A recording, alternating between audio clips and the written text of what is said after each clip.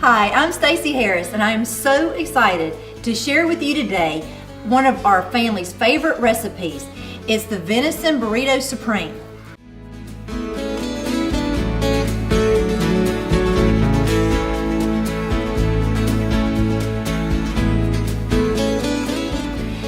The first thing we're going to do is we're going to get our beans started. First, I have rice already made, so you can go ahead and make that, 20 minutes ahead. And now I'm going to do my beans. First, you put in red pepper flakes, your garlic, and your olive oil. And then you just put your beans, your black beans in. You're going to let that simmer for about 12 minutes will probably do it. All right, now while that is going, this is a really fast dish. It takes probably about 30 minutes altogether. And while that is going, I am going to work on getting the meat ready.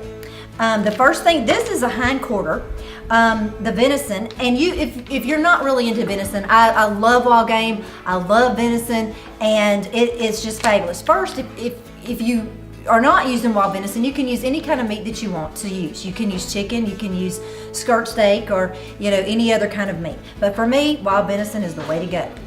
This is a hind quarter, and if you take it to your processor, just tell them to keep the roast whole so that you can do whatever you want to do with your meat. You can make it into ground beef, you can cut these into steaks, and what I have done here is I have sliced it long ways with the grain through the hind quarter. And I'm gonna pound it out now, and this part's crucial. It makes this very, very tender. So I'm just gonna pound this out and make it, fairly flat.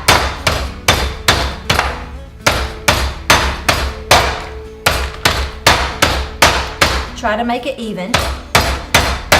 Get your skillet super, super, super hot. And another thing that you need to do is to dry your meat before you put it onto your hot skillet. Make sure that it's super dry, because if it isn't dry, then you are going to, it will steam it as opposed to browning it. And you want salt and pepper, just to add a little flavor, not too much pepper, but it is nice to have season this with salt. Okay. Now on your skillet, you might want to put a little bit of olive oil and get it really hot. When your skillet is super hot, put your meat right down on it, and you should hear that sizzle sound. Leave it alone for about probably 2 to 3 minutes on each side, and leave that alone. So you'll have your beans, your rice, and your meat.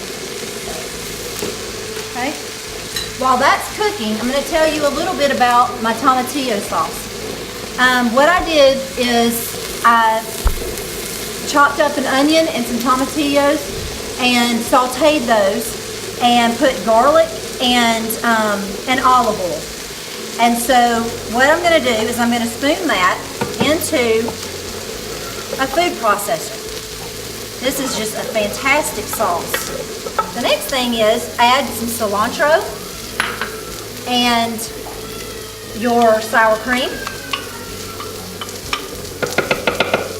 a little bit of olive oil, and a little bit of salt.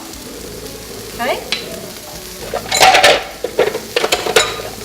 All right, and then we're going to blend our tomatillo sauce until it gets nice and pureed, really smooth. Okay? I'm going to turn over my meat. That looks great. It's going to be so good. This is going to be great. Absolutely great. Okay? We're going to move that over here, turn off the burners, and let that rest. Okay, back to the tomatillo sauce. Then we're going to put a little bit of heavy whipping cream to give it a little bit more power. Spoon it in to my dish. And you can dip, or you can, put this around your plate as well. I am, do you have the pico de gallo? Do you have the pico de gallo sauce? Right. Thank you so much. I'm so glad you're working on that for me. Okay, I'm going to cut into the meat now, and you're going to cut across the grain. You know, you cut the meat with the grain, and then we put it on the hot skillet, and now we're going to cut across the grain. It's very tender. Alright, and now I'm going to start plating this up. I'm going to heat this up for a minute so it's a little bit more pliable.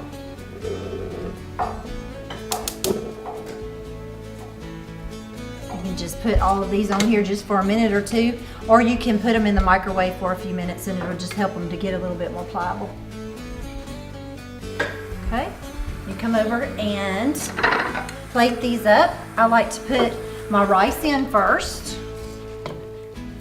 Right down the middle. Okay, and some beans. And I love the red pepper flakes in this. And of course the garlic. Get a few pieces of meat. That meat just looks delicious. Okay. Some people really like a lot of meat in it. All right, pico de gallo sauce. This you can eat with chips too, right along the side. And then I like to spoon maybe a little bit of the tomatillo sauce. Roll both sides in. And then wrap it around.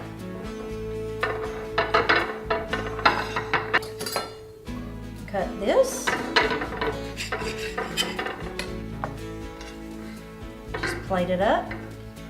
I like to spoon a little bit more of this around the plate. It makes a beautiful dinner, and it's so easy to make. You could have a party, and you could have people come over and make their own. And then sprinkle a little cilantro, and there you have it. It's fantastic.